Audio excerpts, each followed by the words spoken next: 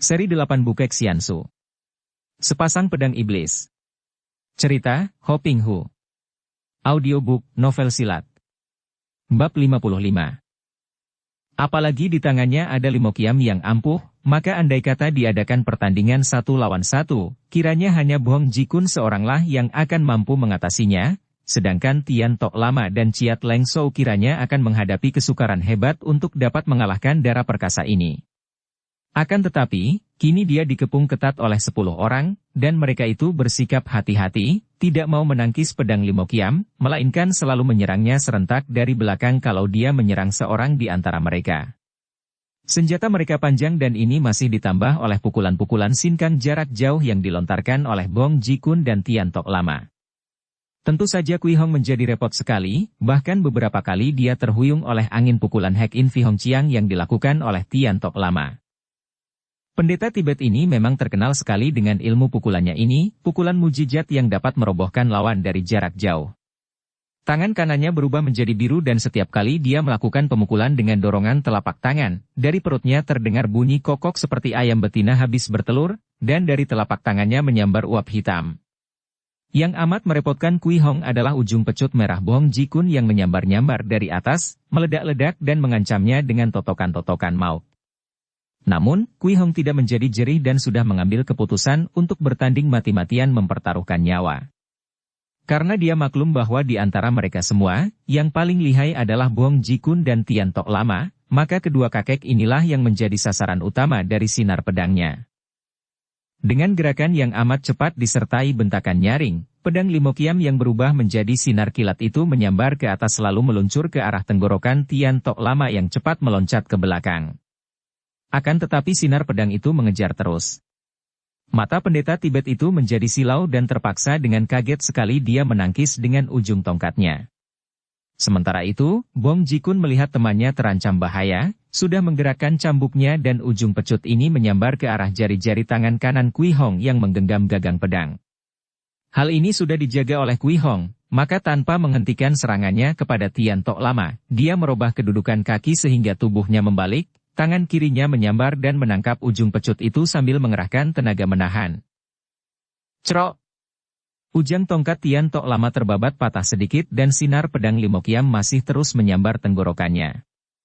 Pendeta itu berteriak kaget, terpaksa membuang tubuhnya ke belakang dan bergulingan. Biarpun dia kaget setengah mati, dan ujung tongkatnya patah, namun dia selamat. Dengan tangan kiri masih memegang ujung pecut, Kui Hong menggerakkan pedangnya, yang gagal mengenai Tian Tok Lama untuk menangkis datangnya senjata yang bertubi-tubi.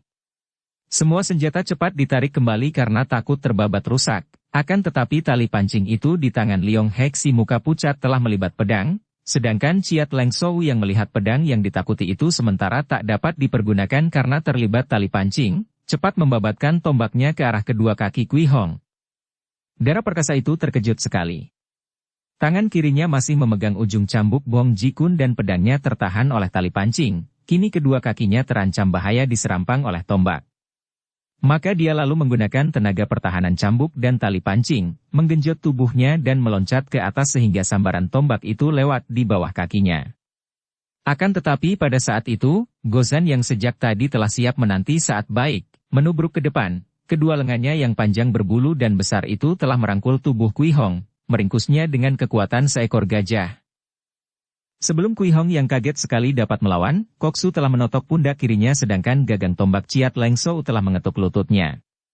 Tubuh darah itu lemas dan dia tidak dapat bergerak lagi, tak dapat melawan ketika kaki tangannya dibelenggu dan dia diseret dan dilempar ke dalam sebuah kamar di istana itu, dipaksa rebah di atas pembaringan dan kaki tangannya dibelenggu pada kaki pembaringan.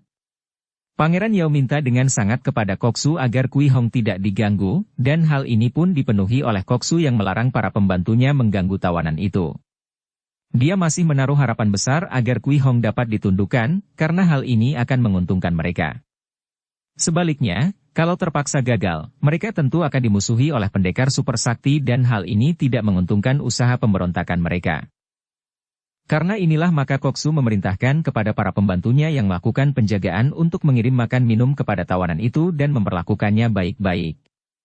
Akan tetapi, Kui Hong sama sekali tidak mau makan, bahkan setiap kali ada yang memasuki kamar tahanan, dia memaki-maki dan berusaha meronta. Wajahnya menjadi pucat setelah selama 2 hari 2 malam dia tidak makan, tidak minum, dan tidak tidur sama sekali. Mendengar laporan tentang darah itu, Pangeran Yao menjadi khawatir akan keselamatan Kui Hong, maka dia mengambil keputusan untuk membujuk sendiri. Demikianlah pada hari ketiga, setelah menyuruh para penjaga menjauhkan diri agar tidak menyaksikan pertemuan itu, Pangeran Yao seorang diri memasuki kamar tahanan Kui Hong. Begitu masuk, pangeran itu mengeluh dan berlutut di dekat pembaringan di mana Kui Hong dibelenggu kaki tangannya. "Ah, betapa sakit hatiku melihat keadaanmu seperti ini, Nona. Mengapa engkau berkeras kepala? Kalau tidak aku yang minta-minta kepada mereka, tentu engkau telah dibunuh atau diperlakukan lebih mengerikan daripada kematian. Aku yang minta agar kau tidak diganggu dan dilayani sebaiknya, akan tetapi engkau tetap keras hati. Cukup. Mau apa engkau datang ke sini? Mau bunuh, bunuhlah. Siapa takut mati? Mendengarkan omonganmu yang beracun lebih mengerikan daripada menghadapi maut. Ai, Kui Hong. Kenapa engkau bersikap begini? Tidakkah engkau melihat bahwa semua kesabaran itu, semua kerendahan ini kulakukan karena aku cinta padamu? Karena aku tergila-gila kepadamu? Engkau menurutlah menjadi istriku, kelak engkau akan kuangkat menjadi permaisuri, dan... Suara Pangeran Yao menurun menjadi bisikan halus. Sakit hatimu akan terbalas semua. Setelah aku berhasil dengan perjuanganku, aku akan menghukum mampus Bong Koksu dan semua pembantunya itu, yang telah menghinamu. Kau mau bukan menjadi kekasihku, menjadi permaisuriku, sayang. Cuh. Kui Hong meludah dan tepat mengenai pipi kanan pangeran itu. Aduh. Pangeran itu terjengkang dan meraba pipinya yang terasa nyeri seperti dihantam benda keras. Matanya terbelalak penuh kemarahan, telunjuknya menuding ke arah muka Kui Hong. Perempuan laknat. Berani engkau meludahi aku? Aku akan menyiksamu untuk penghinaan ini. Akan kusuruh semua orang memperkosamu di depan mataku, sampai engkau mampus. Pangeran Yao tak dapat melanjutkan kata-katanya karena tiba-tiba sebuah ledakan terdengar dan sinar merah menyambar ke lehernya, tubuhnya terangkat ke atas dan ternyata dia telah tergantung di ujung cambuk yang dipegang oleh Koksu. Mata pangeran itu mendelik, kaki tangannya bergerak-gerak. Engkau hendak membunuh kami kelak, ya? Pengkhianat tak tahu malu, tak mengenal budi. Bong Jikun melemparkan tubuh di ujung cambuk itu kepada Gozan yang bersama yang lain ikut pula masuk, lalu berkata, lemparkan dia dalam keadaan telanjang bulat keluar. Pangeran Yao berteriak-teriak minta ampun dan melimpahkan janji-janji muluk namun Gozan mengangkatnya seperti seorang mengangkat anak kecil, membawanya keluar dari istana. Pangeran itu meronta-ronta, meratap-ratap, namun tidak ada yang suka atau berani menolongnya. Dengan renggutan-renggutan tangannya yang kuat, Gozan menelanjangi pangeran itu sehingga tidak ada secarik kain pun yang melindungi tubuhnya ketika tubuh itu dilempar ke atas salju yang dingin. Pangeran itu berlutut, menyembah-nyembah minta ampun, akan tetapi setiap kali dia hendak lari ke istana mencari tempat berlindung dari hawa dingin, dia ditendang keluar. Akhirnya suara ratapannya makin lemah dan tak lama kemudian dia sudah rebah meringkuk dengan tubuh beku kedinginan di atas tumpukan salju. 2 orang pelayan wanita yang tadinya menjadi selir pangeran dan yang selalu dipandang dengan sinar mata penuh iri oleh anggota rombongan yang lain, kini menjadi rebutan di antara para pembantu Bong Jikun, kecuali Tian Tok Lama dan Chiat Leng Shou yang telah tua dan satu-satunya nafsu keinginan mereka hanyalah mengejar kedudukan dan kemuliaan. Atas perintah Bong Jikun, 2 orang pelayan muda itu harus menyerahkan diri kepada Liong Hek si muka pucat dan Gozan raksasa Mongol. Memang patut dikasihani seorang manusia yang hidupnya dikuasai nafsu-nafsu keinginan seperti Pangeran Yao Qiong. Dia sebagai seorang makhluk manusia dengan penghidupannya sama sekali tidak ada artinya, tidak penting lagi karena yang terpenting hanyalah pengejaran segala keinginannya itulah. Ketika tergila-gila kepada Kui Hong, agaknya pangeran yang entah sudah berapa ratus kali berganti selir-selir baru itu, bersedia untuk bersumpah bahwa dia mencinta Kui Hong.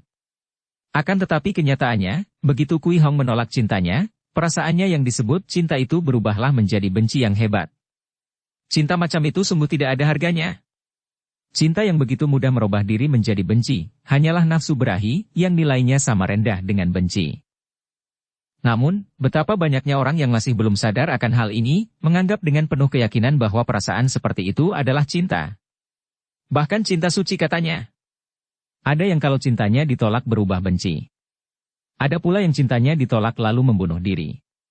Ini lebih gila lagi, karena apa yang disebutnya hanya sama nilainya dengan kegilaan, karena hanya orang yang tidak waras otaknya sajalah yang akan melakukan bunuh diri. Bagi mereka yang masih belum sadar ini, cinta mereka sama dengan benci, atau cinta mereka sama dengan gila.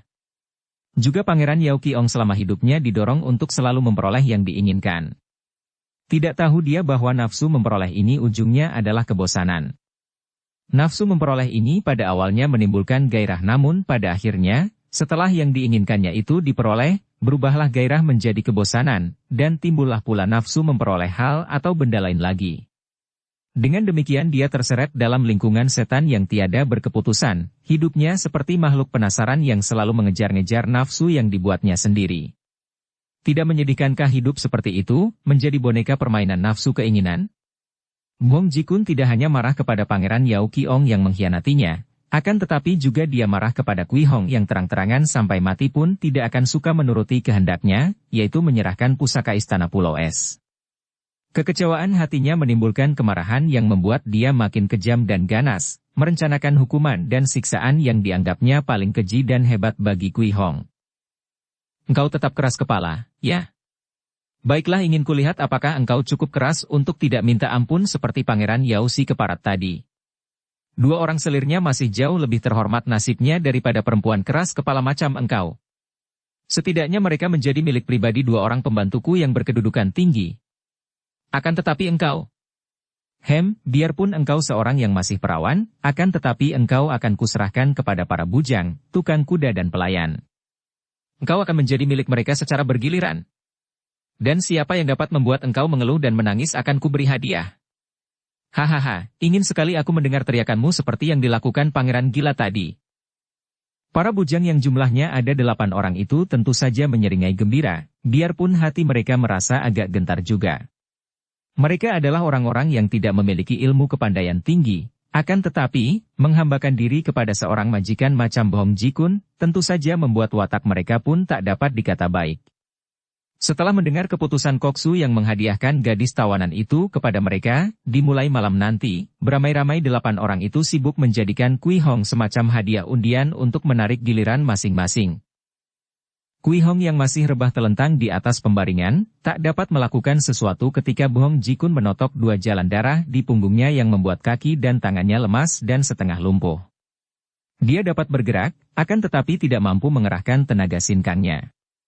Setelah ikatan kaki dan tangannya dilepaskan, dia segera meloncat. Akan tetapi dia terbanting roboh lagi di atas pembaringan karena selain kedua kaki dan tangannya lemas juga tubuhnya lemah akibat kurang makan, kurang minum, dan kurang tidur. Bong Jikun tertawa bergelak lalu meninggalkan kamar tahanan itu. Kui Hong rebah miring. Dia maklum akan bahaya yang mengancam dirinya. Maklum bahwa mengandalkan tenaganya, tidak mungkin dia menghindarkan diri dari malapetaka. Tanpa dapat menggerakkan kaki tangan secara leluasa, tanpa dapat mengerahkan sinkang, apa dayanya. Kehormatannya terancam dan dia tidak mampu mempertahankan kehormatannya dengan ilmu silat dan tenaga. Akan habiskah dia? Tidak adakah harapan lagi baginya? Dan pada saat itu, terbayanglah wajah Gak Bun Beng. Tak terasa lagi 2 titik air mata membasahi pelupuk matanya. Dia mencinta Bun Beng, dan biarpun hanya menjadi rahasia hatinya sendiri, seringkali dia bermimpi berjumpa dengan pemuda itu yang dalam mimpinya juga mencintanya. Beberapa kali dia mimpi bercumbu dengan pemuda itu, bahkan mimpi menjadi istri pemuda itu. Betapa bahagianya! Akan tetapi semua itu hanya mimpi, dan sekarang dia berada di tepi jurang kehancuran, terancam malapetaka yang lebih mengerikan daripada maut sendiri dikorbankan oleh Bong Jikun untuk diperkosa secara bergiliran oleh para bujang tanpa dia dapat mempertahankan diri sama sekali. Bun Beng. Ah, Bun Beng, di mana engkau? Kui Hong mengeluh dan air matanya bercucuran. Apakah dia harus minta ampun kepada Bong Jikun? Akan tetapi tidak mungkin. Hal itu hanya akan menimbulkan bahan penghinaan dari para musuhnya itu, karena dia benar-benar tidak tahu di mana pamannya menyimpan kitab-kitab pusaka Istana Pulau Es. Andai kata dia tahu sekalipun, dia tidak percaya bahwa dengan memberikan kitab-kitab itu dia akan terbebas dari kematian. Orang-orang seperti Bong Ji-kun dan kaki tangannya sama sekali tidak dapat dipercaya dan mereka itu baru bersikap baik kalau mempunyai maksud tertentu demi keuntungan mereka sendiri. Buktinya, Pangeran Yao sudah merencanakan pembunuhan mereka, dan begitu hal ini diketahui Bong Ji-kun, dengan kejam pangeran itu dibunuh tanpa ampun lagi. Dia, sebagai murid dan keponakan pendekar super sakti, musuh besar mereka, mana mungkin bisa mendapatkan ampun. Betapa bodohnya dia. Mudah saja ditipu oleh Bong Ji-kun. Malam tiba. Hal ini diketahui Kui Hong dari lenyapnya sinar matahari yang makin menyuram melalui lubang angin di bawah genting kamar tahanan dan terganti sinar penerangan dari ruangan samping. Cuaca menjadi remang-remang dan jantung Kui Hong berdebar. Bahaya mulai datang mendekat dan dia mencari akal bagaimana untuk dapat mempertahankan diri. Yang akan muncul tentulah seorang di antara pelayan yang sebagian besar sudah tua dan lemah. Biarpun dia tidak dapat mengerahkan sinkang, dan tubuhnya lemas, akan tetapi dia masih menguasai ilmu silat. Dia akan menggunakan sedikit tenaga yang ada untuk merobohkan, kalau bisa membunuh setiap orang laki-laki yang berani menjamahnya. Dia tahu caranya. Dengan tendangan perlahan mengenai alat kelaminnya, dengan tusukan jari tangan mengenai matanya, 2 serangan ini saja, betapapun lemahnya, cukup membuat pengganggunya tak berdaya.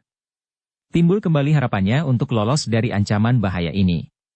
Untung bahwa kebencian Bong Ji-kun kepadanya amat besar sehingga saking inginnya menghinanya sampai serendah-rendahnya, dia tidak diberikan kepada para pembantunya yang memiliki kepandaian tinggi, melainkan kepada para bujang untuk diperkosa secara bergilir. Kalau dia diberikan kepada seorang seperti Tai Lek Gu atau Gosan, tentu akan habis harapannya, karena dalam keadaannya seperti ini takkan mungkin dia melawan seorang di antara mereka. Dia bergidik.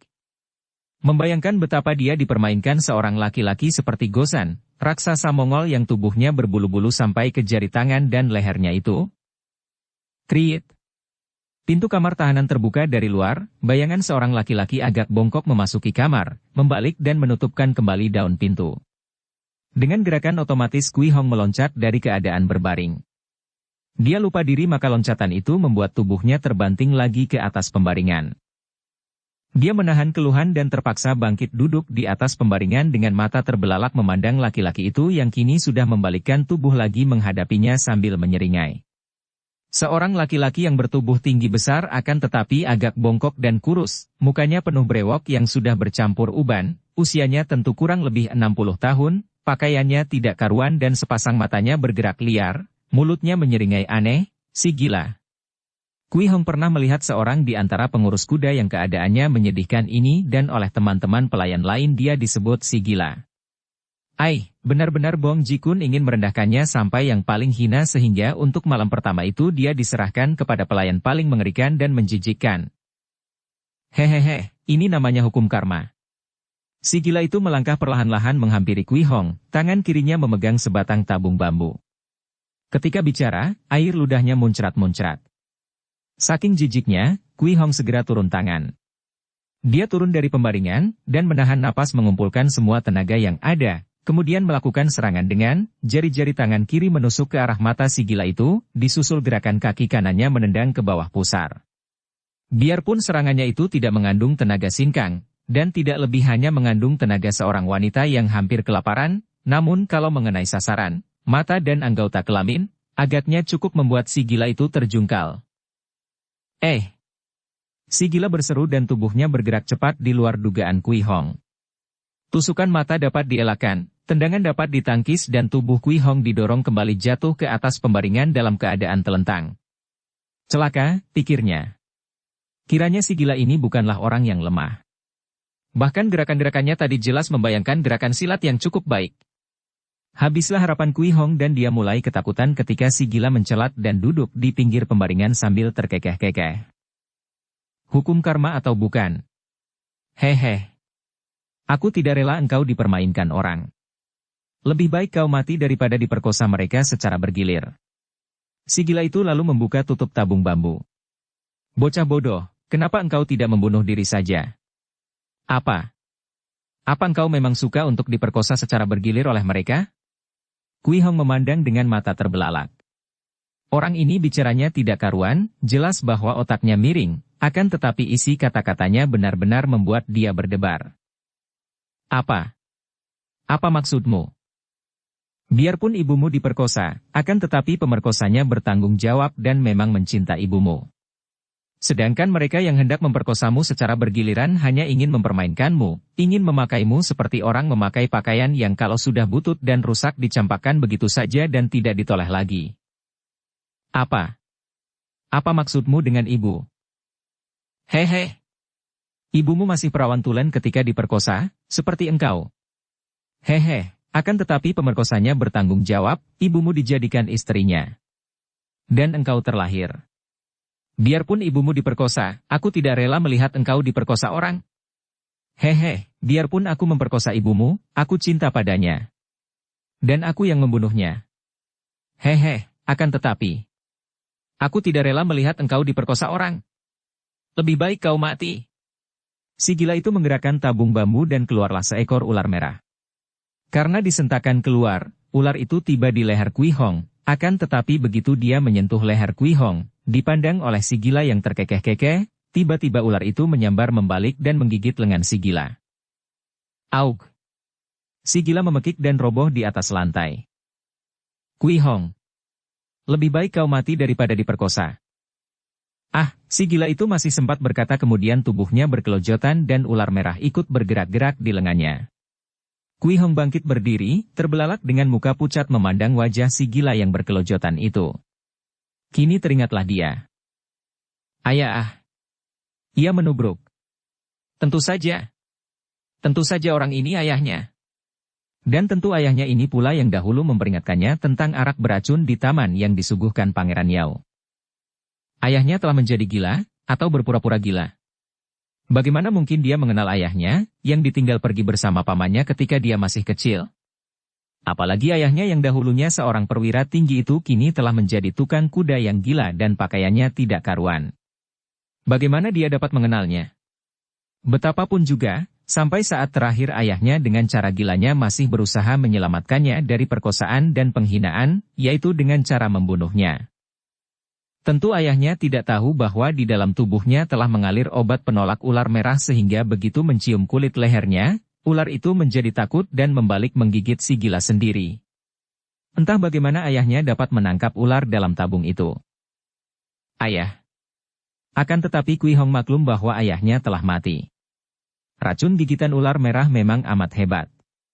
Bagi yang lemah berakibat kematian, bagi yang kuat sekalipun akan mendatangkan pengaruh mujizat. Ada yang menjadi terangsang nafsu berahinya, ada pula yang menjadi gila.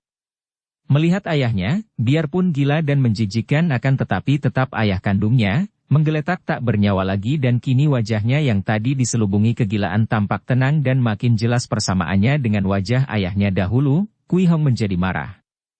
Dipegangnya ular itu, ditariknya terlepas dari lengan ayahnya, dan akan dibantingnya.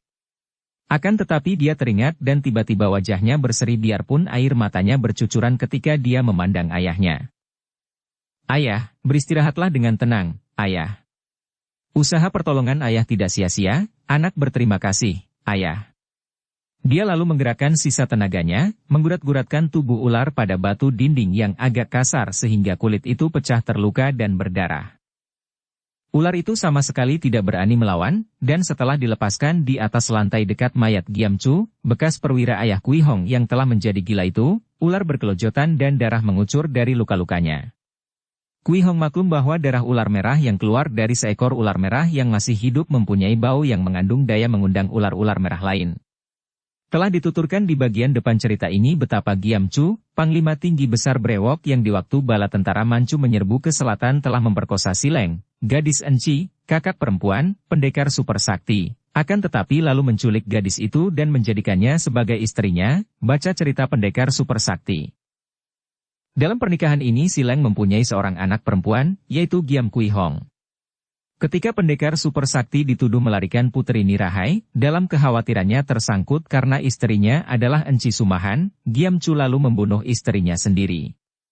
Perbuatannya ini membuat dia menyesal bukan main karena dia memang mencinta istrinya maka setelah Kui Hong dilarikan Sumahan, perwira tinggi ini menjadi gila. Tentu saja dia tidak dapat menduduki pangkatnya lagi, dan akhirnya orang tidak tahu kemana dia pergi. Kiranya, setelah gila dan terlantar, tidak ada orang yang mengenalnya lagi. Diam-diam bekas perwira yang gila ini bekerja sebagai tukang kuda di istana Koksu. Melihat mayat ayahnya, Kui Hong merasa terharu.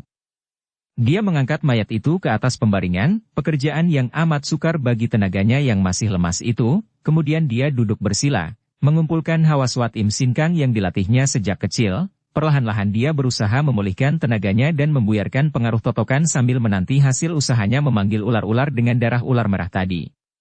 Betapa girangnya ketika hidungnya mencium bau wangi-wangi yang aneh namun tidak asing baginya, dan benar saja, tak lama kemudian terdengar suara mendesis-desis dan tampaklah ular-ular merah merayap-rayap datang dari segala penjuru, memasuki kamar tahanan itu. Kegirangan Kui Hong bukan hanya karena ular-ular itu dapat melindunginya sehingga orang-orang hendak mengganggunya tidak berani mendekat, akan tetapi juga hawa beracun dari ular-ular merah itu mempunyai daya yang mujizat. Hal ini adalah penemuan pamannya dan dia pernah disuruh berlatih Sin Kang di antara ular-ular merah ini dan hawa yang bagi orang lain mengandung racun berbahaya itu, baginya adalah memperlancar latihannya. Karena itu, kini dengan bantuan hawa beracun, dia makin tekun melancarkan jalan darahnya dan menghimpun tenaga Sin Kang untuk memulihkan tenaganya. Dia tetap duduk bersila di lantai, membiarkan pembaringannya ditempati mayat ayahnya. Kalau dia teringat masa lalu, dia terbayang di depan matanya betapa ibu kandungnya dibunuh ayahnya ini, ditusuk dadanya sampai tembus dengan pedang, maka ingatan itu membuat dia tidak dapat berduka oleh kematian ayahnya. Namun, melihat betapa setelah tersiksa dan hidup seperti orang gila, namun pada saat-saat terakhir masih berusaha melindungi anaknya, hatinya merasa terharu juga. Ular. Ular. Jeritan-jeritan itu terdengar dari mulut para penjaga ketika mereka melihat ular-ular merah, apalagi ketika mereka mengejar ular-ular itu ke kamar tahanan, melihat gadis tawanan itu duduk bersila di atas lantai tengah kamar, dikelilingi ular merah ratusan banyaknya, dan tubuh si gila yang menjadi mayat menggeletak di atas pembaringan. Tak lama kemudian Koksu dan teman-temannya datang. Mereka berada di luar kamar memandang dengan mata terbelalak. Mundur semua. Ular-ular itu beracun, bekas Koksu Bhong Jikun berteriak dan semua orang cepat mundur karena bau harum bercampur amis itu pun membuat mereka muak dan tidak tahan. Tentu saja kecewa sekali hati Kui Hong. Tenaganya belum pulih, dan dia sudah ketahuan. Kalau Bhong Jikun turun tangan, tentu dia tidak mampu membela diri. Akan tetapi dia tidak memperlihatkan rasa takut, bahkan tersenyum dan menggertak. Siapa berani mendekati aku, tentu akan mampus. Bhong Jikun, aku ingin sekali melihat apakah engkau berani memasuki kamar tahanan ini. Bhong Jikun menggreget giginya. Perempuan siluman. Lekas kau nyahkan semua ular itu, kalau tidak, kamar ini akan kubakar sampai engkau dan ular-ularmu mati hangus. Tentu saja ancaman membunuhnya dengan cara apapun juga tidak mendatangkan rasa takut di hati Kui Hong. Dia memang sudah berada di ambang maut, peduli apa dengan segala gertakan? Akan tetapi dia tidak ingin melihat ular-ular itu ikut pula mati terbakar, dan pula, selama masih ada kesempatan, dia harus mempergunakannya untuk menyelamatkan diri. Kalau sudah tidak ada jalan lain, dalam menghadapi penghinaan, kini dia menemukan cara yang paling tepat, seperti yang dikatakan oleh ayah kandungnya tadi, yaitu membunuh diri. Takut apa lagi? Ia tersenyum. Bhong Jikun, engkau menyuruh aku mengusir ular-ular ini, kalau mereka sudah pergi. Engkau akan senang melihat aku diganggu orang-orangmu, bukan? Benar-benar engkau seorang yang amat baik hati. Baiklah, aku akan mengusir ular-ularku. Buka pintu kamar ini agar lebih cepat mereka pergi. Bhong Jikun sendiri melangkah maju membukakan pintu, sedangkan para pembantunya berdiri di belakangnya dengan muka membayangkan kengerian. Mereka sungguh merasa heran mengapa gadis tawanan itu dapat mengumpulkan ular beracun sekian banyaknya dan sama sekali tidak terganggu. Benar-benar seorang gadis yang amat lihai dan tak boleh dipandang rendah. Kui Hong mengeluarkan bunyi dengan lidahnya untuk membangkitkan perhatian ular-ular itu, mengambil ular yang terluka dan masih berkelojotan, kemudian tiba-tiba dia melempar ular terluka itu ke arah Bhong Jikun sambil membentak, makanlah ini. Bhong Jikun cepat mengelak, lalu meloncat jauh ke pinggir. Di belakangnya terdengar orang berseru kaget dan ular yang terluka itu ternyata mengenai dadanya, dan semua ular merah yang berada di dalam kamar itu menyerbu keluar dan langsung menyerang Panglima Manchu yang terkena ular terluka tadi, tubuhnya penuh dengan ular merah yang langsung menggigit. Panglima itu memekik nyaring mengerikan dan roboh berkelojotan terus tewas seketika. Bong Ji-kun sudah meloncat ke dalam kamar tahanan yang sudah tidak ada ularnya. Kui Hong meloncat bangun, namun tubuhnya masih belum pulih, masih lemah maka dalam beberapa gebrakan saja dia telah roboh oleh Bong Ji-kun yang lihai. Gunakan api, usir ular-ular itu. Bong Ji-kun berteriak marah. Para pembantunya segera menggunakan api dan benar saja, ular-ular itu segera melarikan diri keluar dari tempat itu. Seperti binatang-binatang apa saja di dunia ini, ular-ular itu pun takut sekali akan api yang amat panas itu. Bong Koksu, bunuh saja gadis itu. Tian Tok Lama berkata dan ucapan ini dibenarkan semua pembantu Bong Ji-kun. Setelah menyaksikan betapa dalam keadaan lemah saja gadis itu telah berhasil mengakibatkan kematian seorang bujang dan seorang panglima, mereka menjadi gentar dan akan selalu cemas sebelum gadis yang berbahaya itu dibunuh.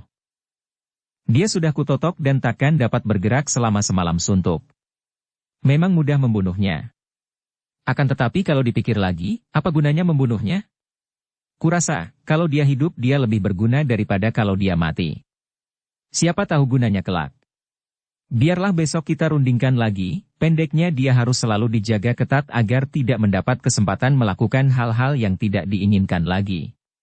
Keputusan Bong Ji-kun ini membuat Kui Hong hampir kehilangan akal dan kehabisan harapan karena selain tertotok, dia pun dibelenggu kaki tangannya, dilempar ke atas pembaringan dalam kamar tahanan itu, pintunya dipalang dari luar dan di luar pintu selalu ada 2 orang pembantu Bong Ji-kun yang berdiri menjaga dengan bergilir.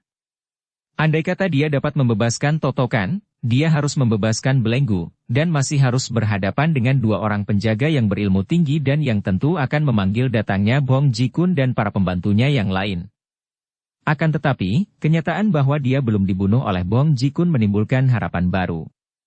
Hal itu hanya berarti bahwa bekas koksu itu masih ingin melihat dia hidup, dan selama masih ada harapan untuk hidup, dia tidak akan putus asa dan tidak akan membunuh diri seperti yang dianjurkan ayah kandungnya. Memang amat mudah membunuh diri, tidak memerlukan tenaga dan biarpun dia dibelenggu seperti itu, masih amat mudah membunuh diri.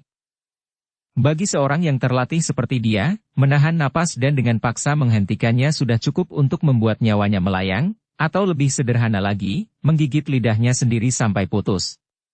Gadis yang keras hati dan tahan uji ini sama sekali tidak tahu bahwa pada keesokan harinya terjadi perubahan yang amat besar, terjadi peristiwa hebat sekali di Pulau Es. Peristiwa itu dimulai dengan munculnya majikan Pulau Es sendiri, Sumahan pendekar super sakti atau pendekar siluman yang datang berperahu bersama 2 orang wanita sakti, Nirahai dan Lulu, atau kedua orang istrinya yang bersama dia akan memulai hidup baru di pulau itu. Ketika pagi hari itu Sumahan tiba di Pulau Es dan melihat sebuah perahu besar telah berlabuh di pantai, pendekar ini mengerutkan alisnya dan berkata kepada 2 orang istrinya. Agaknya kita telah didahului tamu-tamu tidak diundang. Jarang ada orang luar berani mendatangi Pulau Es. Nirahai dan Lulu, kita sudah saling berjanji tidak akan mencari urusan di luar, karena aku tahu bahwa kalian masih mempunyai kekerasan hati, maka apapun yang terjadi nanti, kuharap kalian tinggal diam dan menonton saja.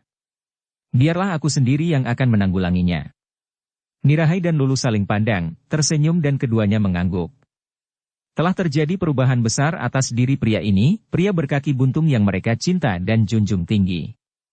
Kalau dahulu Sumahan merupakan seorang pendekar sakti yang berhati lemah, kini mulai tampak kejantanannya, dan pertama-tama kejantanannya itu diperlihatkan dengan menguasai kedua orang istrinya.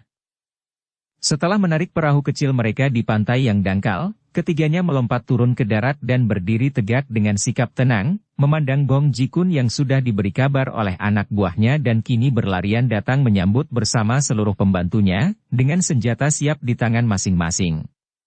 Akan tetapi dapat dibayangkan betapa kaget dan berdebar penuh kegelisahan hati Bong Ji-kun ketika melihat bahwa yang datang bukan hanya pendekar super sakti seorang, melainkan ditemani oleh Putri Nirahai bekas ketua Tian Liongpang dan Lulu bekas majikan Pulau Neraka.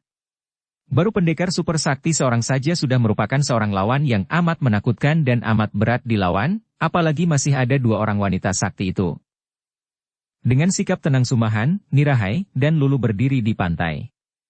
Hanya mata mereka yang bergerak, melirik ke arah Bong Ji-kun dan para pembantunya yang datang dari kanan kiri. Diam-diam Sumahan merasa lega ketika mendapat kenyataan bahwa yang boleh dicatat sebagai lawan tangguh hanyalah Bong Ji-kun sendiri, Tian Tok Lama, dan agaknya orang yang memegang tombak gagang panjang itu. Dia merasa sanggup untuk mengatasi mereka.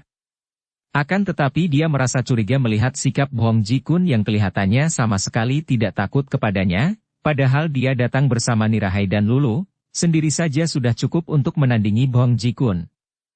Akan tetapi kakek itu begitu berani menyambutnya dengan sikap seolah-olah keadaannya lebih kuat. Tentu ada apa-apanya ini. Aha, pendekar super sakti, engkau baru datang. Sudah lama kami mengharapkan kedatanganmu, kata Bong Ji-kun sambil menekan debar jantungnya. Mengunjungi tempat orang tanpa izin, dan selagi tempat itu ditinggalkan penghuninya. Hanya orang seperti engkaulah yang tidak malu melakukan kedua hal itu, Imkan Sengjin, kata Sumahan dengan suara halus namun nadanya cukup membuat para pembantu Bong Ji-kun merasa serem. Di antara mereka semua, hanya Chiat Leng Sou seorang yang belum pernah bertemu dengan Sumahan, hanya mendengar nama julukannya saja. Kini, melihat bahwa orang yang disohorkan sebagai dewa atau siluman itu, ternyata hanyalah seorang yang wajahnya masih muda dan tampan, rambutnya putih semua, dan sebuah kakinya buntung, senjatanya hanya sebatang tongkat butut. Apanya sih yang perlu ditakuti? Berubah wajah Bong Ji-kun mendengar ucapan itu. Harap Tucu, majikan pulau, tidak salah paham, karena sesungguhnya kedatangan kami ke sini bukan sebagai tamu tidak diundang. Tidak sebagai tamu, melainkan sebagai pelarian-pelarian perang yang sudah hancur kekuatannya. Nirahai tak dapat menahan hatinya dan berkata nyaring, akan tetapi tidak melanjutkan karena Lulu menyentuh tangannya, membuat dia teringat akan larangan suaminya. Bong Ji-kun menjura ke arah Nirahai dan Lulu. Pelarian sementara. Karena itulah, maka kami bergembira sekali kini berhadapan dengan pendekar super sakti dan dengan Jiwi Lihiap, kedua wanita pendekar, yang berilmu tinggi, karena kami yakin bahwa dengan kerja sama antara kami dengan Samwi, Anda bertiga, kekalahan kami akan tertebus dan akhirnya perjuangan kami akan berhasil. Apa? Mengajak kami bekerja sama? Nirahai kembali berseru saking herannya. Dia sudah gila. Lulu juga tidak dapat menahan untuk berseru heran. Siapa orangnya tidak akan heran. Dia dan Nirahailah yang memimpin pasukan pemerintah menghancurkan pemberontak ini, dan sekarang bekas koksu pemberontak itu mengajak mereka untuk bekerja sama memberontak. Hanya orang gila saja yang mengajukan usul demikian. Akan tetapi Sumahan berpikir lain. Sejak tadi dia sudah curiga menyaksikan sikap koksu Bong Ji-kun yang memberontak itu sama sekali tidak gentar bahkan kelihatan terlalu berani. Sekarang dengan pertanyaannya itu, yaitu mengusulkan kerjasama, bahkan bukan mengusulkan, karena kata-katanya itu seperti menentukan, makin jelas bahwa tentu ada sesuatu yang tidak beres, sesuatu yang membuat bekas koksu ini yakin akan kemenangannya. Imkan Sengjin, apa yang membuat engkau begitu yakin bahwa kami akan suka bekerja sama denganmu? Tidak perlu bersikap rahasia, katakanlah saja. Sumahan berkata sambil memandang tajam.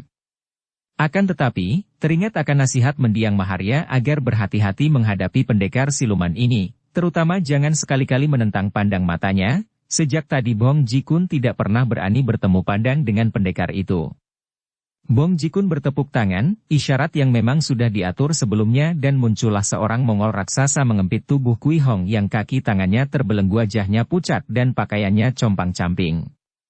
Bukan main kagetnya Sumahan melihat ini, akan tetapi selain raksasa Mongol itu siap untuk memukul kepala Kui Hong dengan tangannya yang besar dan kuat, juga Tai Legu yang gendut telah meloncat ke dekat Gosan dan menodongkan goloknya kepada gadis tawanannya itu.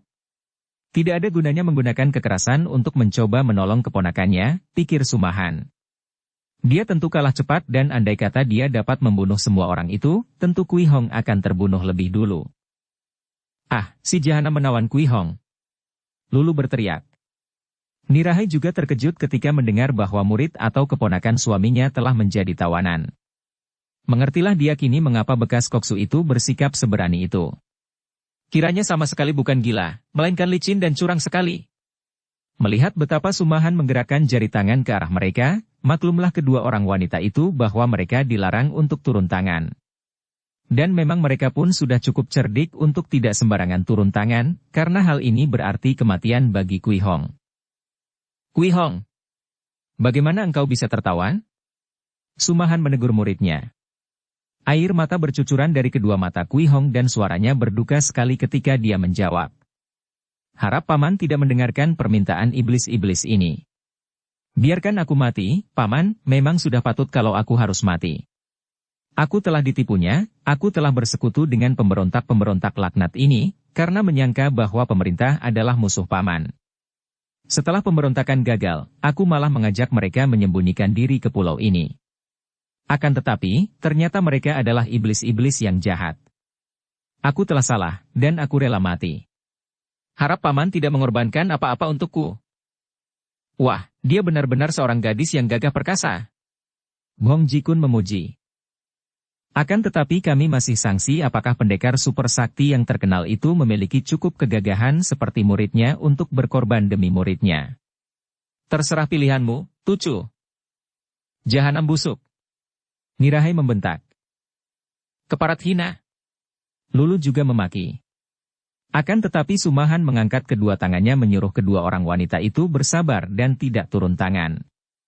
Kemudian dia menghadapi Bong Jikun dan berkata, Bong Jikun, engkau tentu mengerti dengan baik bahwa sampai mati sekalipun kami bertiga tidak mau melibatkan diri dalam pemberontakan yang kau pimpin itu. Permintaanmu sebagai pengganti kebebasan keponakanku sungguh tidak masuk akal. Pikirlah baik-baik sebelum terpaksa kami membasmi kalian sebagai penukar nyawa murid dan keponakanku. Diam-diam Bong Jikun mempertimbangkan. Tidak dapat diragukan lagi, kalau pendekar super sakti mengamuk dibantu dua orang wanita sakti yang entah bagaimana kini menjadi baik dengan pendekar super sakti, tentu dia dan semua pembantunya ditukar hanya dengan nyawa gadis itu. Tentang kerja sama biarlah kita bicarakan kemudian, kata Bong Jikun yang cerdik itu. Sekarang kuganti penukarannya. Pertama kami mau membebaskan muridmu asal engkau dan dua orang wanita itu tidak mengganggu kami. Sudah tentu. Kalau engkau suka membebaskan Kui Hong, kami pun tidak akan mengganggumu dan kalian boleh pergi dengan aman, jawab Sumahan, jawaban yang membuat alis kedua orang wanita sakti itu berkerut. Mereka sama sekali tidak setuju kalau orang-orang macam Bong Jikun dan teman-temannya itu dibiarkan pergi begitu saja. Akan tetapi keduanya tidak berani membantah. Agaknya mereka pun sudah menarik pelajaran dari pengalaman mereka setelah mereka menderita batin karena asmara gagal selama belasan tahun. Dan kedua, engkau harus menyerahkan kitab-kitab pusaka peninggalan Bukek Xiansu yang tentu tadinya berada di Pulau Es kepada kami. Kitab-kitab pusaka Pulau Es tidak berada padaku. Ketika pasukan yang kau pimpin menyerbu ke sini, pusaka-pusaka itu telah dibawa oleh pembantuku. Jangan kau main-main dengan nyawa muridmu, Tocu, dan amat memalukan kalau seorang pendekar dengan kedudukan seperti engkau mengeluarkan kata-kata membohong. Sepasang mata Sumahan mengeluarkan cahaya menyambar seperti kilat, membuat Bong Jikun terkejut dan cepat menundukkan muka. Bong Jikun, untuk kata-katamu itu saja, dalam lain keadaan sudah cukup menjadi alasan bagiku untuk menghancurkan mulutmu. Nada dalam suara pendekar super sakti itu membuat wajah bekas koksu itu menjadi pucat karena dia merasa betul betapa penuh wibawa dan bukan ancaman kosong saja kata-kata itu. Siapa yang bisa percaya bahwa seorang Tucu tidak menyimpan sendiri pusaka istananya? Dia membela diri. Pusaka ada di sini. Tiba-tiba terdengar suara seorang wanita dan bayangannya berkelebat datang. Kiranya orang ini adalah Poa Chioklin yang datang membawa sebuah peti kayu cendana yang berukir indah. Melihat peti ini, Kui Hong dengan suara tangisnya berkata, Bibi, jangan berikan kepada mereka. Lebih baik aku mati daripada mengorbankan pusaka-pusaka itu. Poa Chioklin, wakil dalam Pulau Es, pembantu Sumahan yang usianya sebaya dengan kedua istri pendekar itu, mengerling kepada Sumahan dan dua orang istrinya, tersenyum penuh syukur akan tetapi pandang matanya sayu penuh derita batin, kemudian cepat menghampiri bekas koksu dan berkata, Imkan Sengjin, engkau membutuhkan pusaka Pulau Es?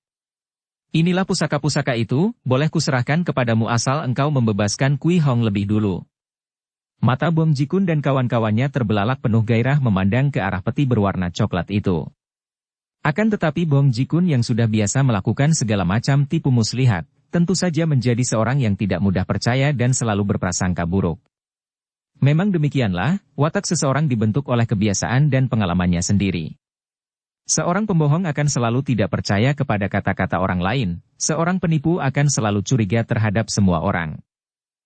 Sumatucu, benarkah ini peti berisi pusaka istana Pulau Es? Tanyanya sambil menoleh ke arah Sumahan.